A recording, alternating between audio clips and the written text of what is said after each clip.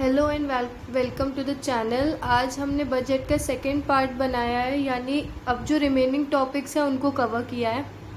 तो स्टार्ट करते हैं organisation chart for budgetary control से कि अब बजट जब बनाया जाता है तो हिरार्की कैसी होती है, यानी टॉप में कौन होते हैं और लोअर में कौन होते हैं। तो सबसे ऊपर हमारे होते हैं मैनेजिंग डायरेक्टर, उनके अंडर काम करती है बजट कमेटी के अंडर काम करते हैं बजट डायरेक्टर, और बजट डायरेक्टर के अंडर काम करते हैं सारे डिपार्टमेंट्स के मैनेजर्स, जैसे sales manager, purchase manager, production manager, personal manager, chief accountant. अब देखो, बजट डायरेक्टर के अंडर जो भी काम करते हैं सेल्स मैनेजर, परचेज मैनेजर वगैरह, ये सारे डिपार्टमेंट्स के मैनेजर अपने अपने डिपार्टमेंट के बजट प्रिपेयर करते हैं। और ऐसा नहीं होता कि सिर्फ एक या दो ही बजट प्रिपेयर करते हैं, सब अपने अपने डिपार्टमेंट की नीड्स के अकॉर्डिंग 1, 2, 3, 4 जितने भी उन्हें बजट बनाने होते हैं वो प्रिपेयर करते हैं। और फिर सारे डिपार्टमेंट्स के मैनेजर्स अपने जो बजट होते हैं वो बजट डायरेक्टर को शो करते हैं। बजट डायरेक्टर के अप्रूवल के बाद वो बजट डायरेक्टर उसे बजट कमेटी के सामने शो करता है, और जब बजट कमेटी उसे अप्रूव कर देती है तब बजट कमेटी उसे डायरेक्टली मैनेजिंग डायरेक्टर को शो करती है, रिपोर्ट करती है। और जब मैनेजिंग डायरेक्टर बजट को अप्रूव कर देते हैं तो जो बजट होता है वो फ्लो में आ जाता है। नेक्स्ट, यहाँ पे इस्टेब्लिशमेंट ऑफ बजट कमेटी में फर्स्ट, सेकंड और थर्ड पॉइंट में यही बोला है कि बजट कमेटी किसको रिपोर्ट करती है, वो सीधा टॉप मैनेजमेंट को करती है, क्योंकि यहाँ पे लिखा है बजट कमेटी किसको रिपोर्ट कर रही है, सीधा मैनेजिंग डायरेक्टर को।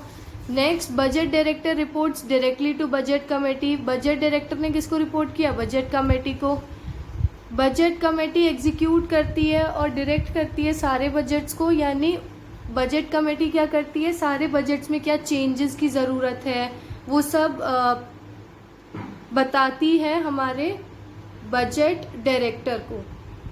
ओके, नेक्स्ट पॉइंट बोल रहा है कि जो फाइनेंशियल, अब यहाँ पे बात आती है, ये जो मेन है बजट डायरेक्टर, पूरी हिरार्की में मेन होता है बजट डायरेक्टर। अब बजट डायरेक्टर कौन बनता है, जो कंपनी का फाइनेंशियल कंट्रोलर होता है उसी को बेसिकली बजट डायरेक्टर बनाया जाता है। और बजट डायरेक्टर क्या कराता है, अपने अंडर जितने भी डिपार्टमेंट्स हैं, यानी सेल्स डिपार्टमेंट है, परचेज डिपार्टमेंट है, उनके मैनेजर्स से उनके बजट्स प्रिपेयर कराता है। और बजट कमेटी और बजट डायरेक्टर का काम होता है कि वो बजट मैनुअल प्रिपेयर करता है। बजट मैनुअल क्या होता है वो हम नेक्स्ट स्लाइड्स में पढ़ेंगे। नेक्स्ट बोल रहे हैं कि हर डिपार्टमेंट, जैसे कि सेल्स डिपार्टमेंट, प्रोडक्शन डिपार्टमेंट और परचेज डिपार्टमेंट अपने अपने बजट प्रिपेयर करते हैं, जो कि पहले हम बता चुके हैं कि सब अपने अपने डिपार्टमेंट्स के बजट प्रिपेयर करते हैं, जो कि एक भी हो सकते हैं, दो भी हो सकते हैं, उससे ज़्यादा बजट्स भी प्रिपेयर किए जा सकते हैं हर डिपार्टमेंट के लिए।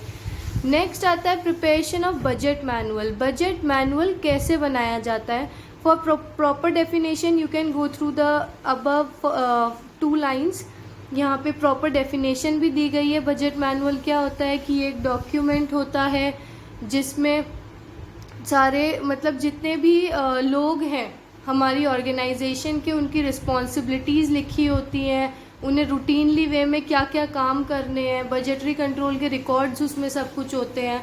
ठीक है, तो बजट मैनुअल बेसिकली क्या होता है, बजट मैनुअल में बजट सिस्टम का डिस्क्रिप्शन होता है और उसके ऑब्जेक्टिव होते हैं कि जो हमारी कंपनी है वो कौन सा बजट सिस्टम यूज़ कर रही है और उसका ऑब्जेक्टिव क्या है। ऑब्वियसली हर कंपनी का ऑब्जेक्टिव होता है अपना प्रोडक्शन अचीव करना, या अगर कोई सर्विस सेक्टर की कंपनी है तो उसका ऑब्जेक्टिव होगा कि वो अपनी सर्विसेज पूरी तरीके से अपनी कस्टमर्स को प्रोवाइड कर पाए।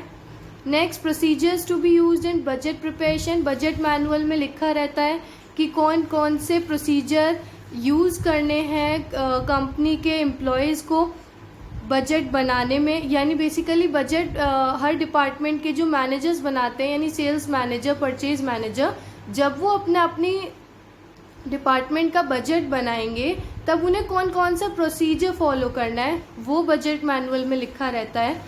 कौन सी अकाउंटिंग मेथड कंपनी यूज़ कर रही है और कौन से अकाउंटिंग कोड्स इन मैनेजर्स को यूज़ करने हैं जब ये बजट बनाएंगे, ये सब बजट मैनुअल में लिखा रहता है ताकि इजीली हर मैनेजर अपने अपने डिपार्टमेंट का बजट प्रिपेयर कर सके। और बजट मैनुअल कौन बनाता है? बजट डायरेक्टर बनाता है। इसमें फॉलोअप प्रोसीजर्स रहते हैं, यानी उन्हें क्या करना है और क्या नहीं करना है मैनेजर्स को बजट बनाते हुए, वो लिखा रहता है। और मेन बात, बजट मैनुअल में 3 लोगों की रिस्पॉन्सिबिलिटीज़ लिखी होती है, यानी ऑपरेशनल एग्जीक्यूटिव की क्या जिम्मेदारियां हैं, बजट कमेटी की क्या जिम्मेदारी है और बजट डायरेक्टर की क्या रिस्पॉन्सिबिलिटीज़ हैं, वो बजट मैनुअल में लिखा होता है। नेक्स्ट आता है बजट कैलेंडर, यानी कितने टाइम पीरियड के लिए बजट बनाना है वो स्पेसिफिकली लिखा रहता है। स्पेसिफाई डेट्स तक स्पेसिफाई रहती हैं उसमें कि तुम्हें मार्च से सपोज 1 मार्च से 1 जून तक का प्रिपेयर करना है, या फिर 1 मार्च से नेक्स्ट ईयर की 28 या 29 फेब तक के लिए प्रिपेयर करना है। वो सब मेंशन रहती हैं डेट्स वगैरह कि कितने टाइम के लिए बेसिकली बजट बनाना है, प्रिपेयर करना है।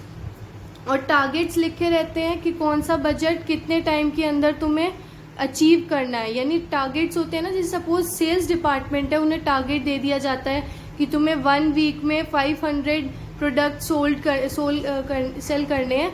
तो उसके बाद क्या करते हैं, एंड सबमिशन ऑफ रिपोर्ट, यानी ये जो सेल्स डिपार्टमेंट है अब ये रिपोर्ट भी सबमिट करेगा कि उसने अपना टारगेट अचीव कर लिया है या नहीं किया है। This was all about budget manual. Next is budget period. Budget period basically वही होता है जितने टाइम के लिए हम बजट प्रिपेयर करते हैं। 3 मंथ्स के लिए प्रिपेयर करते हैं, 1 ईयर के लिए प्रिपेयर करते हैं, जितने भी टाइम के लिए हम बजट प्रिपेयर करते हैं उसको बोलते हैं budget period. Budget period is a length of time for which a budget is prepared. Budget period वो टाइम, जितने टाइम के लिए बजट बनाया गया है उसे बजट पीरियड बोलते हैं। बजट बेसिकली 1 ईयर के लिए बनता है, ठीक है, 1 अकाउंटिंग ईयर के लिए बनता है, लेकिन उसको बाद में सब डिवाइडेड कर देते हैं, हम क्वार्टर्स में डिवाइड कर देते हैं और फिर उन क्वार्टर्स को हम 3 मंथ्स में डिवाइड कर देते हैं। और फिर क्या करते हैं, 1 ईयर के लिए कोई बजट बनता है, कोई बजट 3 मंथ्स के लिए बनता है, कोई बजट क्वार्टर्स के लिए प्रिपेयर किया जाता है, लेकिन मेन बजट जो बनता है वो 1 ईयर के लिए बनता है, उसको बाद में डिवाइड करते हैं मंथ्स में। नेक्स्ट है कि कुछ बजट्स ऐसे होते हैं जो लॉन्ग टर्म होते हैं, यानी काफ़ी सारे समय के लिए, जैसे कि 1 ईयर का, और कुछ बजट शॉर्ट टर्म होते हैं जो कि छोटे टाइम के लिए होते हैं, लाइक 3 मंथ्स का कोई बजट जब प्रिपेयर किया जाता है। नेक्स्ट CIMA के अकॉर्डिंग बजट पीरियड होता है the period for which a budget is prepared and used, which may then be subdivided into control periods. CIMA के अकॉर्डिंग बजट पीरियड वो टाइम होता है, वो पीरियड होता है जिस समय के लिए बजट, जितने टाइम के लिए बजट प्रिपेयर किया गया है उसे उसी टाइम में यूज़ किया जाता है और फिर उस बजट को अलग अलग पार्ट्स में सब डिवाइड कर दिया जाता है ताकि इन टू कंट्रोल पीरियड्स, यानी जितने जितने टाइम पीरियड में हम उस बजट को अचीव कर सकते हैं। Now next topic is types of budget. Budget के basically if we go through different books there are so many types of budgets, लेकिन यहाँ पे हमने मेन टाइप्स बजट के कवर करने की कोशिश की है, तो जो कि है cash budget, operating budget, sales budget, production budget, overhead budget, personal budget, marketing budget, static budget और master budget. More important budgets are cash budget and master budget है। ओके, सो सबसे पहले आता है कैश बजट। कैश बजट क्या होता है? Cash budget जैसे कि पहले ही पता है, बजट कब बनाया जाता है? प्रोडक्शन से पहले, यानी जब हम कोई एक्टिविटी करने वाले होते हैं उससे पहले ही बना लिया जाता है बजट, ठीक है। तो कैश बजट क्या होता है कि हमारे आने वाले टाइम के लिए, यानी जितने टाइम के लिए हमने ये बजट बनाया है उस टाइम पे हमारी कंपनी में कैश का फ्लो कितना होगा। सपोज अगर हमने आने वाले 3 मंथ्स के लिए अपना बजट बनाया है तो उन 3 मंथ्स में हमारी कंपनी में कैश का फ्लो कितना होगा, यानी कितने इनकम होंगी, कितने एक्सपेंडिचर्स होंगे उस टाइम पीरियड के बीच में, वो हमारे कैश बजट में लिखे जाते हैं कैश बजट से क्या मदद हो जाती है कंपनी की, उन्हें पता चल जाता है कि उन्हें कितना कैश की ज़रूरत पड़ेगी, यानी समटाइम्स रॉ मटेरियल का पेमेंट करना भी कैश में पड़ता है उसके लिए। तो ये कंपनी की मदद करता है ये जानने में कि कंपनी को आने वाले इन 3 महीनों में कितना कैश की नीड पड़ेगी और कितना उन्हें कैश अपना मिलेगा, यानी इनकम कैश में आएगी। नेक्स्ट आता है ऑपरेटिंग बजट। ऑपरेटिंग बजट में क्या होता है, ऑपरेटिंग बजट में कितने एक्सपेंडिचर्स होने वाले हैं और कितना रिवेन्यू जनरेट होने वाला है डेली, मतलब रोज़ कंपनी के रोज़ के जो फंक्शंस होंगे, रोज़ के जो काम होंगे, उसमें कितने एक्सपेंडिचर होंगे और कितने रिवेन्यू होंगे। अब कैश बजट और ऑपरेटिंग बजट में यही डिफरेंस है, दोनों में बेसिकली इनकम और एक्सपेंडिचर की बात होती है कि कितने होंगे, लेकिन कैश बजट में बताते हैं कि कितना कैश में होगा, कितनी इनकम कैश में आएगी। और ऑपरेटिंग बजट सारे इनकम एक्सपेंडिचर, चाहे वो कैश में हो रहे हैं या बैंक टू बैंक हो रहे हैं, वो सब हमें बता देता है। नेक्स्ट है sales budget. Sales budget is management's estimation of sales for future financial period. अब इससे सेल्स बजट के थ्रू कंपनी को क्या पता चलता है, कंपनी को पता चलता है कि अपने जो फ्यूचर पीरियड है, मतलब जितने भी टाइम के लिए उन्होंने बेसिकली बजट प्रिपेयर किया है, वो कितने उस टाइम में कितनी सेल्स होगी उनके प्रोडक्ट्स की।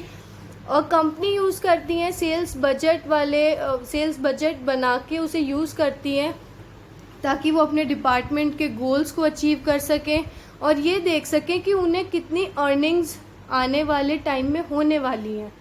प्रोडक्शन बजट बनाया जाता है, ये फाइनेंशियल प्लान होता है, बेसिकली ये मेन प्लान होता है कि सपोज़ अगर हमने डिसाइड किया है हम 1000 यूनिट्स बनाने वाले हैं किसी प्रोडक्ट की, तो उसके लिए कितना लेबर का चार्ज आएगा, कितनी मशीनरी का चार्ज आएगा, वो सब हमें एक पूरी रिपोर्ट ऑल ओवर मिल जाती है, जिससे हमें ये भी पता चल जाता है कि कितने टाइम पीरियड में हम कितनी नंबर ऑफ यूनिट्स अपनी कंपनी के लिए बना पाएंगे, बिल्डअप कर पाएंगे।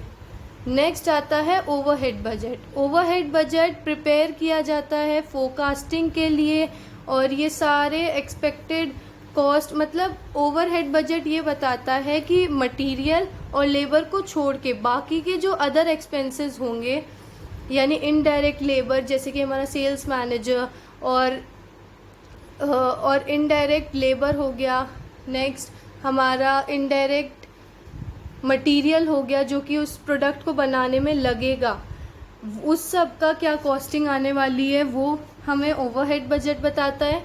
Next personal budget.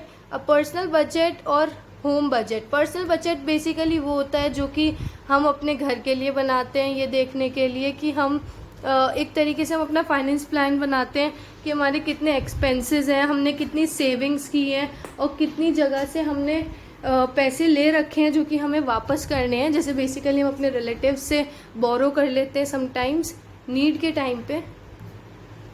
नेक्स्ट है मार्केटिंग बजट। मार्केटिंग बजट क्या करता है, मार्केटिंग बजट बताता है कि हम जब अपने प्रोडक्ट की मार्केटिंग करेंगे, यानी सपोज़ अगर हमने एक शैम्पू की कंपनी बनाई है तो हम उसकी जब मार्केटिंग करेंगे यानी उसका ब्रांड प्रमोशन कराएंगे तो उस टाइम पे हमारा कितने एक्सपेंडिचर्स होंगे, यानी जो होल्डिंग्स लगेंगी रोड्स पे, हाईवेज़ पे, उनकी क्या कॉस्टिंग जाएगी, तो वो ऑल ओवर किसी भी प्रोडक्ट की मार्केटिंग के लिए कितने कॉस्ट हमारी लग जाएगी वो मार्केटिंग बजट में हम लिख लेते हैं। नेक्स्ट है स्टैटिक बजट। स्टैटिक बजट वो बजट होता है जो कि फिक्स्ड होता है, यानी इसमें सेल्स की, रेवेन्यू की और एक्सपेंसेस की वैल्यूज़ हमें गिवन होती है, लेकिन ये फिक्स्ड कैसे होता है कि सपोज़ अगर हमने आने वाले 3 मंथ्स के लिए लिखे हैं तो और हमने उसमें लिखा है कि रॉ मटेरियल का प्राइस 2000 रुपीज़ होना चाहिए, तो वो उन 3 मंथ्स में भी 2000 रुपीज़ ही रहेगा, जो कि बहुत गलत है क्योंकि फ्यूचर पीरियड किसी को नहीं पता होता, हो सकता है फ्यूचर पीरियड में रॉ मटेरियल एक्सपेंसिव हो जाए, महंगा हो जाए, इसलिए बोलते हैं स्टैटिक बजट अच्छा नहीं होता क्योंकि मार्केट कंडीशंस चेंज होती रहती हैं, रॉ मटेरियल का प्राइस ऊपर नीचे होता रहता है, समटाइम्स तुम्हें अपने प्रोडक्ट का प्राइस भी ऊपर नीचे करना पड़ जाता है जब मार्केट कंडीशंस चेंज हो जाती हैं। इसलिए स्टैटिक बजट अच्छा नहीं होता, और स्टैटिक बजट इंक्लूड करता है वो अमाउंट, मतलब फिक्स अमाउंट होता है सेल्स का, रेवेन्यू का और एक्सपेंसेस का।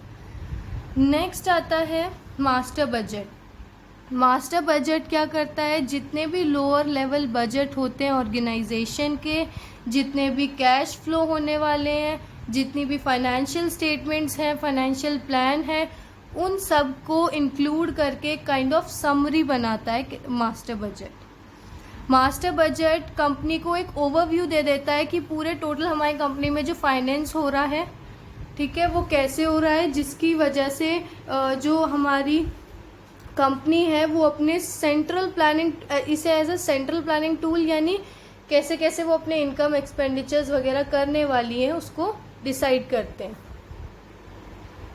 Thank you, this was all about this lecture.